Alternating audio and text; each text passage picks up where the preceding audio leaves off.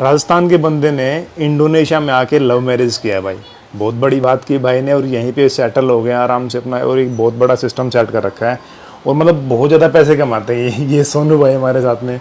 क्या हाल है सोनू भाई? बस बढ़िया भाई। ये सोनू भाई और इनकी ये वाइफ है। Hello, how are you? I'm good. How about you? हाँ good. Hello, my name is Amalia Rifda Rahman. I'm from Indonesia. Okay okay भाई, कितनी पढ़ाई लिखाई कर रखी है, मतलब क्या क्या कैसे आपको प्रेम व्रेम कैसे हो गए इनसे? इसको क्या है कि पढ़ने का ज़्यादा शौक नहीं था। अच्छा। तो ये क्या है कि जैसे इसने 10th की थी, यहाँ पे 10th करने के बाद ये अपने पापा के साथ अपने बिजनेस था उसी में ही कर रही है। अच्छा अच्छा, इनका बहुत बड़ा बिजनेस है भाई इनके भाई के वाइफ के पास में। तो आपको कैसे प्रेम हुआ, मतलब कैसे काम मिली भाई फिर ये? भाई कुछ नहीं, वैसे एक्चुअली मैंने एक अपार्टमेंट में रहता था, मैं भी आया था, टूरिस्ट ही आया था, कुछ काम था मुझे यहाँ पे। अच्छा। तो मैं जब यहाँ आया तो मैं यहाँ से लगभग मान लो 30-35 किलोमीटर एक जगह है, चिबूपुर है उसका नाम। तो वहाँ पे मैं फ्लैट लेके रहता था। तो इसका कोई फ्रेंड था। तो ये क्या है कि ये और हमारे पड़ोस में एक लड़की है, कल मिलवाऊंगा उससे। अच्छा अच्छा। तो ये दोनों आती थी, तो ये मुझे मिली। फिर मैंने इसको आते बोला अभी मैंने तेरे से ब्याह करवाना है। ठीक है। उसके बाद ऐसे चलता रहा। फिर हम मिले 10-12 बार। फिर फैमिली प्रॉब्लम्स आई, ऐसे हुआ, इसके घर वाले नहीं मान रहे कि इंडिया का है। अच्छा। फिर उसके बाद मैं यहाँ पे थोड़ी दिक्कत में था, मेरा पासपोर्ट था वो गुम गया था। तो पासपोर्ट गुम गया, फिर मैं यहाँ से अपने इमिग्रेशन के थ्रू मैंने आउट पास निकाल के और मैं इंडिया गया। अच्छा। इंडिया में जाने के बाद फिर वहाँ पे मैंने मेरे घर वालों को मनाया। ये मेरे पास इंडिया आई तो मेरे पापा बोले नहीं उसको घर पे नहीं लेके आना। ये इंडिया पहुँच गई थी? इंडिया आई थी। आप इंडिया चले गई थी? You came India? Yeah, I come. Why? अब हिंदी में ट्रांसलेट करके बताओ क्यों? Why you come? Yeah, I wanna marry with. शादी के लिए? आपको प्रेम हो गया था इनसे? You love him. You love me, right? Yeah, before. तो ये जैसे मान लो इसने मेरा एक्चुअली मैं ना जब मेरा क्या हुआ था मैं यहाँ आ गया था तो मेरा पासपोर्ट है ना लॉस हो गया था। अच्छा। लॉस हो गया, मैं ओवरस्टे हो गया। बट चक्कर ये कि मैं जाऊंगा तो फिर वापस कैसे आऊंगा? अच्छा। ओवरस्टे होने के बाद यहाँ से ब्लैक लिस्ट कर देते हैं इनको। अच्छा अच्छा। तो फिर उसके बाद भाई इसके मम्मी हैं, उन्होंने मेरे को सपोर्ट किया, इसने किया काफ़ी। फिर किसी कारणवश मुझे इमिग्रेशन ने उठा लिया था। अच्छा। उठाने के बाद फिर वो मेरे को ले गए, बोले तू गया नहीं। मैंने कहा मैं मेरे पासपोर्ट गुम, क्या करें? तो मैंने यहाँ शादी करनी थी ये वो। तो बोले ठीक है आप जाओ, ब्लैक लिस्ट हो गए हो आप। तो फिर मैंने इंडियन एम्बेसी से बनाया। फिर उन्होंने बोला था कि 6 मंथ के बाद वापस आ जाना आप।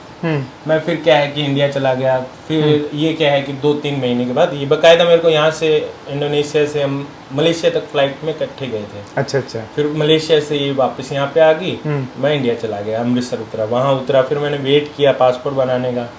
वो बनाने के बाद फिर अपने जैसे ये मई के अंदर मेरे पास, जून या मई के अंदर 2019 के अंदर आई थी पहले। अकेले चली गई थी? हाँ अकेले आई थी। आप you came alone? Yeah, I come. First time I come alone. अच्छा फर्स्ट टाइम। Yeah. मतलब इनको भाई ऐसा डर नहीं लगा लड़की है अकेली जा रही है ऐसे, मतलब जैसे? वो विश्वास था ना। अच्छा अच्छा। विश्वास था ना, इसके मम्मी पापा को मेरे पे था। हाँ। इसको भी था। अच्छा। ऐसा था। तो उसके बाद फिर क्या हुआ कि जैसे मैंने मेरा पासपोर्ट होता है वो जब अपना गुम हो जाता है तो उसमें थोड़ा टाइम लगता है। अच्छा। वो बन गया था, ये आई मेरे पास अमृतसर, इसने फ्लाइट ली थी, वहाँ से फिर मैं कार लेके गया था और जाके इसको अटेंड किया। फिर जब मैं घर से निकला तो मेरे घर वाले बोले नहीं यार मुस्लिम है, शादी वादी नहीं करनी। एक्चुअली मेरे पापा थोड़े से उन्होंने फ़ोटो देखी थी मेरे रूम में। अच्छा। फिर मैंने धीरे धीरे उनको कन्विंस किया। फिर मैं जब इसको लेने जा रहा था, मेरा ये प्रोग्राम था कि घर पे लेके जाऊंगा, मिलाऊंगा सबसे। तो पापा मेरे को बोले अगर घर पे लेके आया ना तो फिर देख लेना, तेरी भी टांगे तोड़ूंगा उसकी भी तोड़ दूंगा।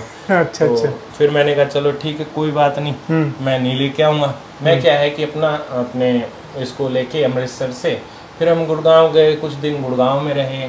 फिर ऐसे हम घूमते रहे। अच्छा। वही दिल्ली वगैरह। जब भी इसके जाने के 1-2 दिन पहले मैंने यानी कि मम्मी बोली तू आ जा कोई बात नहीं है। मैंने बोला नहीं ऐसे लड़ेंगे पापा गुस्सा होंगे क्या फायदा। फिर उसके बाद मेरी आंटी बोली चल कोई बात नहीं, मेरी मौसी वो बोली कोई बात नहीं तू मेरे घर पे आ जियो। अच्छा। लेके आ तू। मैं लेके चला गया, घर पे गया, इसको मौसी के घर पे उतार दिया। ये भी डर रही थी। अच्छा। तो मौसी के घर पे उतार दिया और मैं घर गया, कार लेके ले जाके जो भी अपने सामान थे घूमने के लिए वगैरह के, वो सब मैंने सामान क्या है कि अपना उसमें रख दिया, घर में रख दिया। पापा बोले वो कहाँ है? मैंने कहा वो तो कहीं और है। तो बोले ठीक है। मम्मी पूछे मैं क्या मौसी के घर पे। फिर मेरे मौसी ने बोला मेरी मम्मी को कोई बात नहीं, इसका मन है, अगले अगले भी उसके भी माँ बाप ने भी भेजा है, ठीक है, तो आप एक काम करो कि उसको कोई बात नहीं, आप देख लो एक बार, मिल तो लो। फिर मेरी मम्मी ने इससे बात एक्चुअली में क्या करनी थी, वैसे इशारों में बातें हुई। तो उसके बाद फिर अपने सब काम होने के बाद फिर ये शाम को, यानी कि शाम को जैसे मैं सुबह पहुंचा था 10 बजे, 6-7 बजे क्या है कि मैं वहाँ पे आया वापस। अच्छा। आके और घर पे गया, फिर घर वाले पापा भी खुश हो गए, ऐसे करके मिलाप लास्ट में वगैरह हुआ। हो गई मतलब लास्ट हाँ, में। तो उसके बाद फिर अपने जैसे मान लो फिर ये वापस आ गए। फिर हमारा प्लानिंग थी कि कब शादी करनी है। मैं यहाँ से ब्लैक लिस्ट था, तो मैं वहाँ पे क्या है कि वहाँ पे शादी करके फिर आ सकता था। अच्छा तो फिर मैंने क्या किया इसको, फिर ये दिसंबर में आए। अच्छा अच्छा। तो बीच में क्या है कि जैसे मान लो रिश्तेदार थे हमारे, वो आते थे पापा के पास, पापा डॉक्टर है, तो पापा के पास आते बोलते कल को ये हो जाएगा। तो मैंने कहा चलो ठीक है कोई बात नहीं। बोलते नहीं यार ऐसा हो जाएगा, ये हो जाएगा। मैं कहा कुछ ना होगा, अब आपने हाँ की है, मैंने हाँ की है, मेरी भी बेइज्जती होती है, आपकी भी होगी। अच्छा ठीक है, ऐसे करके फिर ये आए। दिसंबर में आए थे, 17 दिसंबर को। अच्छा।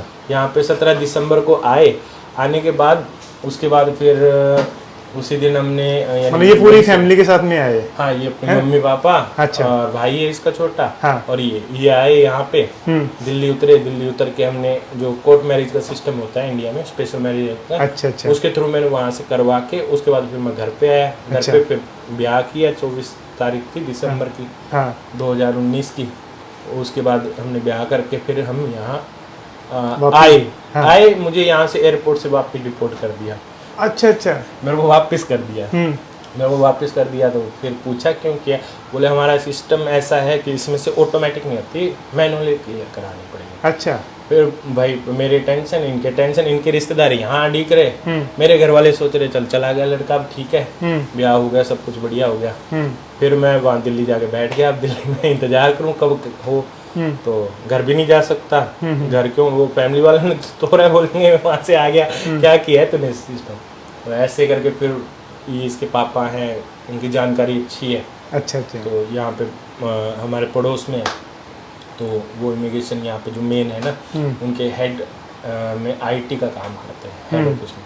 तो उन्होंने बोला कि ये हमारी फैमिली है, आप इसको क्लियर करो। पूरे इमीडिएटली एक लेटर मिला मुझे। वो लेटर लेके मैं फिर यहाँ पे आया। आप पहुंच लेटर गए? फिर मैं यहाँ आया, फिर हम यहाँ से पहले प्रोसेस किया। उसके बाद बैंकॉक गया, वहाँ से वीज़ा का स्टिकर लगा। अच्छा। फिर वापस यहाँ पे आया, फिर कितास मिला 1 साल का पहले। अच्छा। 1 साल का मिला। उसके बाद क्या है कि धीरे धीरे जैसे चलते गए। बट यहाँ पे एक थोड़ी सी डिफिकल्टी ये थी कि अगर आपने शादी कर रखी है ना, तो शादी के वीज़ा पे आप काम नहीं कर सकते। आप नहीं कर सकते। अच्छा। अलाउड नहीं है, आपको वर्क परमिट लेना पड़ेगा। अच्छा। अब वर्क परमिट क्या है कि यार वो वर्क परमिट होता है ज़्यादा पढ़े लिखे लोगों के लिए। अच्छा। अब हमने इतना नहीं कर रखा। हमने चलो ठीक है ITI वगैरह, डिप्लोमा वगैरह है इलेक्ट्रिकल में, बट वो जो इतने नहीं मिल सकते। अच्छा। तो वही मैंने घर पे बैठा आराम से, मेरी वाइफ थी, जैसे मेरे को जो भी पर्सनल खर्चे चाहिए होते थे वो करता था। चलो ठीक है, चलता रहा। धीरे धीरे 6 महीने के बाद मैंने सोचा यार अब बहुत हो गया, तो ऐसे नहीं चलेगा। फिर मैंने क्या है कि मेरी सास है, उनसे बोला मेरे को कुछ पैसे दो। मेरी वाइफ को बोला। उसके बाद इन्होंने मेरे को कुछ जैसे मान लो ज़्यादा नहीं, इंडिया के 20-25 हज़ार रुपये दिए, दे के। और उसके बाद फिर भाई मैंने उस टाइम से ना मैंने स्टार्ट किया ट्रेडिंग का। फर्स्टली मैंने ट्रेडिंग स्टार्ट की। तो ट्रेडिंग में मुझे अच्छा प्रॉफिट हुआ, क्योंकि मेरा क्या है कि जब मैं 12th कर रहा था ना, उस टाइम मेरी स्ट्रीम थी कॉमर्स थी।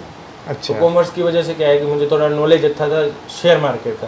तो मैंने क्या है कि ये करके और अपना जैसे बनाता था, धीरे धीरे 20 से 25 हुए, 25 से 50 हुए।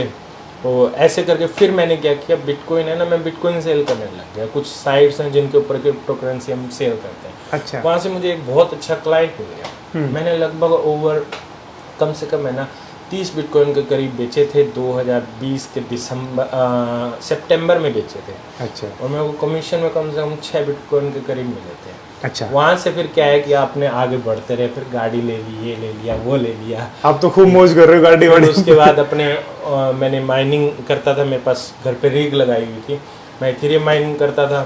फिर वो अपने जैसे माइनिंग करते रहे, बेचते रहे। फिर उसके बाद दिल किया कि यार अब यार कोई परमानेंट काम करते हैं।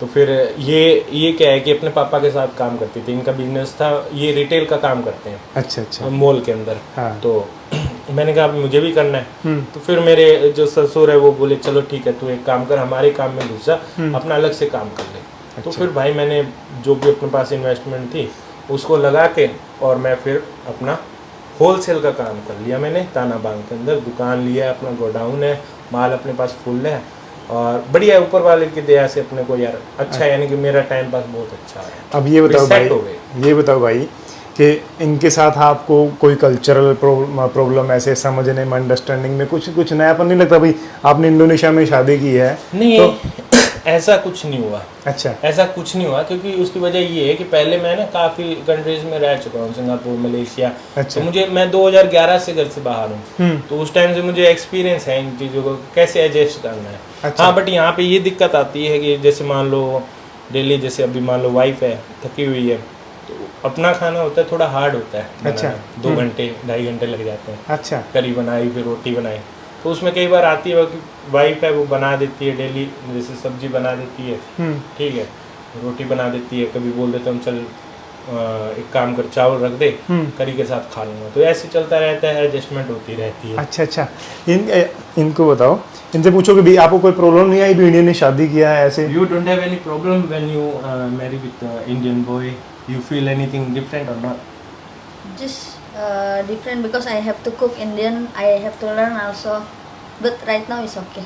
अच्छा, इनको मतलब इंडियन खाना बनाने में ये प्रॉब्लम आती है? अब पहले आती थी, पहले आती थी, बट अब इसने ये बोलती है कि मैंने सीख लिया है अब। अच्छा। अब मेरे को अच्छे से आता है, अच्छा। तो अब मुझे कोई दिक्कत नहीं होती, अब सब कुछ बना लेती हूँ। अच्छा अच्छा। और कोई cultural differences? Yeah, culture very different. Very different. Yeah. और कोई इमोशनल ऐसे कुछ फर्क पड़ता है? ये नाराज हो जाती है बार बार, ऐसा तो नहीं?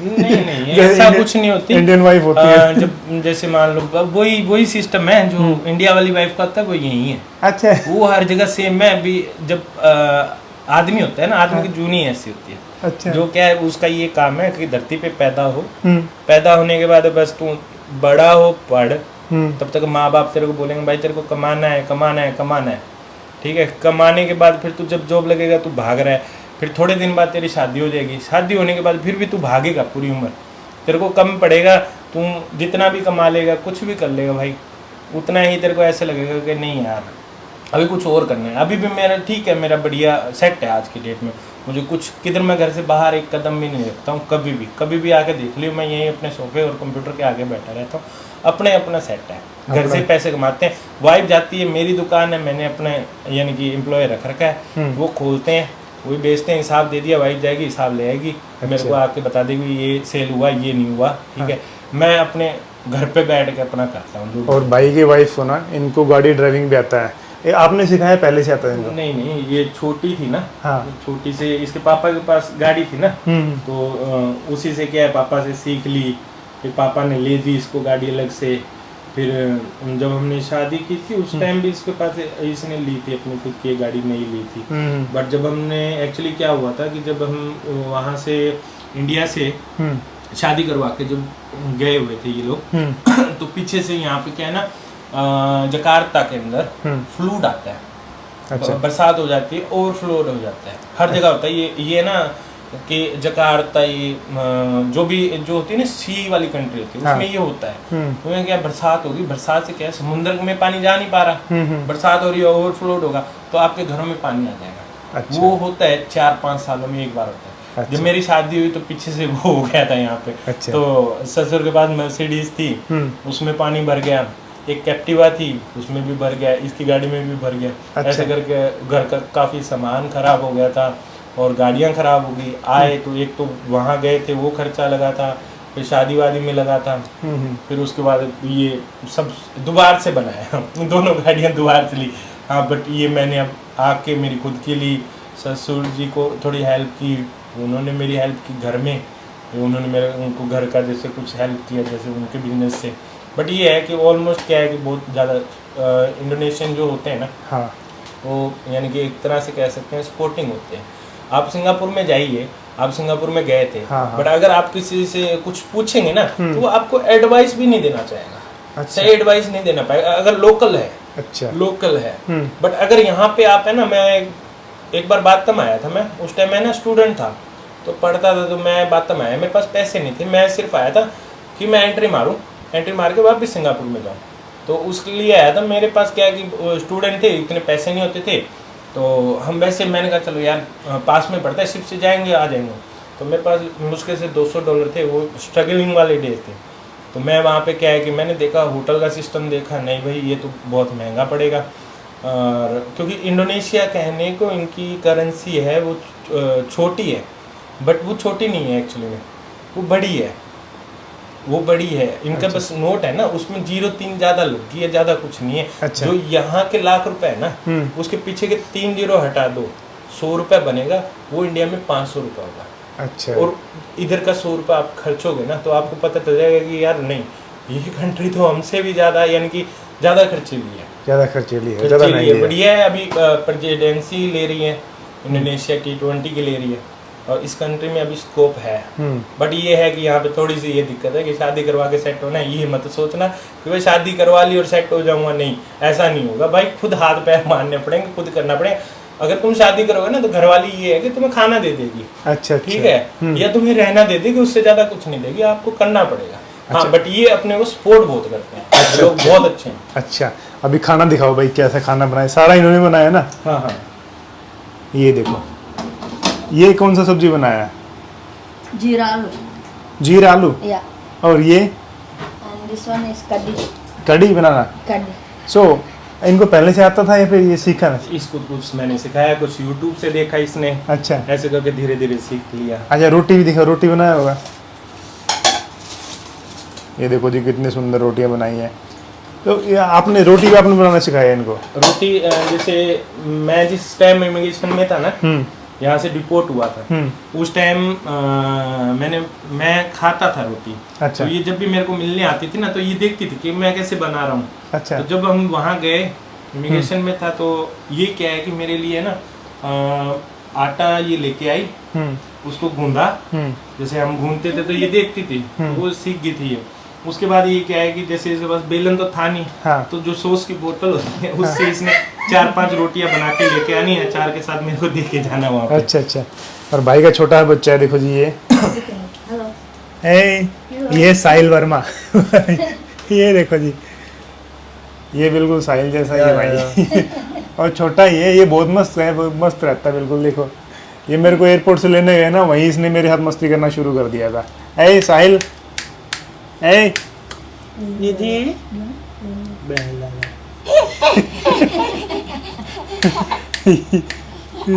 देखो देखो, ये देखो itu apa dek? Gama. ये देखो देखो बस अब शैतानी में है। शैतान सा बच्चा है भाई का, और भाई भी शैतान नहीं है। चलो ठीक है भाई, अब खाना खाते हैं अपने। अभी खाना खाते हैं। मैं जा रहा था भाई की पूरी प्रेम कहानी में आप सबको दिखाऊं भाई। तो शेर हम ना पूरा इंडोनेशिया घूमने जाएंगे और बहुत मस्त नज़ारा रहेगा। भाई की गाड़ी में भाभी जी साथ में रहेंगी और बच्चा भी साथ में, पूरी मस्ती करेंगे, पूरा ट्रैवल करेंगे। कितना टाइम लग जाएगा भाई अपना, कितना दिन लग जाएगा? अपने लगभग 1 महीना लेके चलते हैं, बाकी ज़्यादा बढ़िया देखो। 1 महीना भाई ने लिया। मैंने फ्लाइट तो 10 दिन के रिटर्न का बुक किया भाई, बाकी देखते हैं क्या सीन होता है। ठीक है, नहीं देख रहे हैं तो कई पेज को फॉलो कर लो, और चैनल को देख रहे हैं यूट्यूब पे तो चैनल को सब्सक्राइब कर लो। नई नई जानकारी देख कमेंट करके बताओ भी कैसा लगा भाई। मस्त है, 1 नंबर। देखो मेरे को ये ना वीडियोस के थ्रू ही जानते थे, मैं इंडिया में वीडियो बनाता हूँ बस इसी थ्रू जानते थे। मेरा कॉन्टैक्ट हुआ, बोले इंडोनेशिया घूमने आओ। मेरा ज़्यादा मन नहीं था, मैं वियतनाम का मेरा वीज़ा लग गया था, लेकिन फिर भी मैं यहाँ आया। और देखो यहाँ से ना 65 किलोमीटर दूर पड़ता है भाई का मेरा जो एयरपोर्ट था वहाँ से। मेरे को अपनी खुद की गाड़ी में लेने गए तो यहाँ ना पेट्रोल सस्ता है, भाई टोल बहुत महंगा लगता है फिर भी भाई मेरे को वहाँ लेने गए, बताओ ये तो बहुत बड़ी बात है। थैंक यू, वीडियो को शेयर जरूर कर दें भाई। ठीक है भाई जी।